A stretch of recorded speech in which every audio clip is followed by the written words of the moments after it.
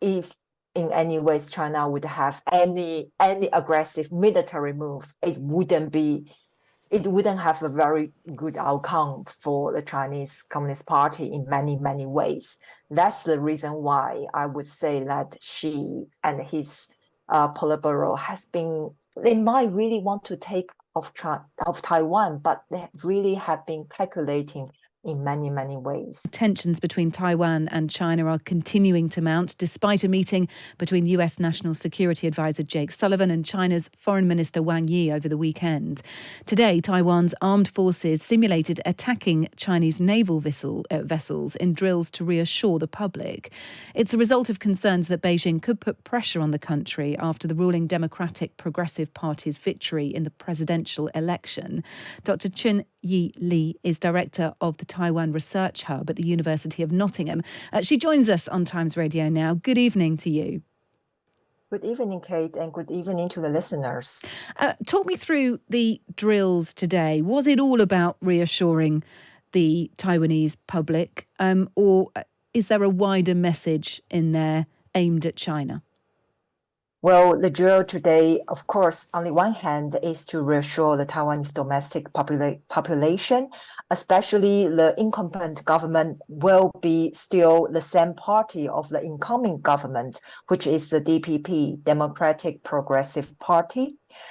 So this is important to reassure the domestic population that Taiwan has been working hard to defend itself. But widely, of course, that is also to signify to China and to the US that Taiwan has increased and worked hard again to strengthen the defensive system. It is important to signify to China that Taiwan has been not only to perform the drill, but also actually after the new president come into the presidential office in May, Taiwan's military service will increase from 4 months into 1 year. So this is important not only to China, but also to the US knowledge that Taiwan has been, really work hard to defend itself in that sense. So it's building up its defences, and as you say, national military service going from 4 months to 1 year very shortly. The Taiwan government and, security analysts too are expecting China to step up its military intimidation campaign towards Taiwan. And I just wonder what that looks like in the short term. If they're going to step up their actions in intimidating Taiwan, what does that look like in reality? Well, to be very honest with you, like after 2021, the Pelosi's visit, 2022 Pelosi's visit in August, actually the intensifying of China's aggressive action cross straits already become quite a normal situation in Taiwan. There's no more the median line in the Taiwan Strait. Before they hold the median line of China-Taiwan, but after that, it seems like China almost sent over the fighter jets across the median line. So there's not much of a median line already. I think China have changed the rules around that effectively, haven't they? So they've crossed the median line, and several of their planes have now. 22 Chinese military aircraft flew near Taiwan on Wednesday afternoon. 11 of them, crossed the median line, and that's because sort of China have changed the rules there, which I don't know, may be fair enough. But the message getting through to Taiwan is that we can enter your space now. Because the message is there's no more your space. This is all ours. This is a territorial declare to say that it has been already, to say there's no more median line. Because if China agree there is a median line, that means that there's you and me. But there's no more median line, that means the whole territory of a space territory is ours and Taiwan is ours. It's just more authoritative way to represent their gesture in that sense.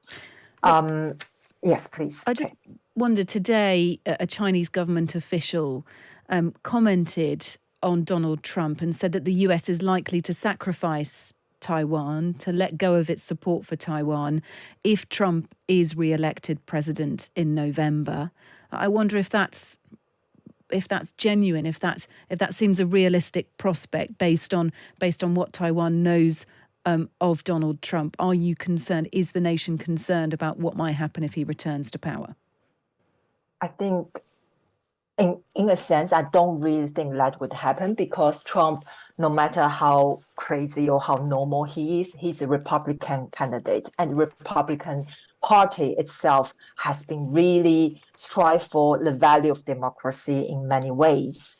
And in that sense, I would say actually, I wouldn't think that the Taiwan situation would change much if Donald Trump elected as the next president. So in a Fox News interview last July, Trump refused to commit defending Taiwan against a Chinese attack. So he hasn't endorsed defending Taiwan at all. And I just wonder whether that seeps through at all. Well, yes and no. In a sense that we also need to be careful to take into the president's message of American president's message and the White House. Because Biden, on the other hand, has been really supportive of Taiwan. In many occasions, he slipped through that to say America will defend Taiwan with all efforts, but the White House seems to stay back. If we take that as an example, we would say, well, Donald Trump didn't want to commit to, but then we have to see into the White House reaction. So I would say, let's go back to the strategic ambiguity, that line, because it's always official line of American governments. Okay. We had also the FBI Director Christopher Wray saying today that China's multi-pronged assault on our national and economic security is the defining threat of our generation. That was during a House hearing.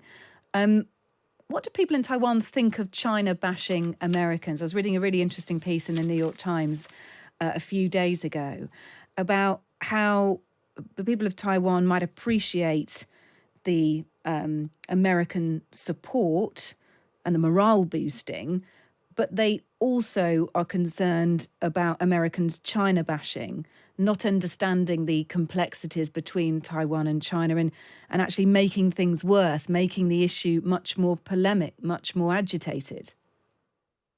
Well, this is a delicate issue. It's in many ways that I think that is reflecting into the field that I know the best, which is economic relations. Americans, for instance, the sanctions on China actually indirectly also hurt Taiwan, because Taiwan-China economic relations actually have been really strong. And for Taiwan not to invest in China, not to trade with China, to find alternative markets, haven't been very easy, because one has to understand that the investment is a long-term process. So to some extent, I would agree that Taiwan feel like, well, they appreciate American support and, the morality and everything. But on the other hand, also feel like, you got to be dedicating a little bit. That applies to both Biden administration and if Trump would win in that sense. Do people in Taiwan talk about what might happen if the situation escalates to a point where there's a war? They do. For long term, and in many ways that I have to say, Taiwanese people would only hope, or the bigger hope, right, is that America would support Taiwan, because there's probably more realistic hope that America would support Taiwan. But it's also maybe is a wishful thinking, because how realistically America would support Taiwan, we don't know. But from Taiwan, that is the expectation that the U.S. will support Taiwan to defend the democracy and so on and so forth. Yeah.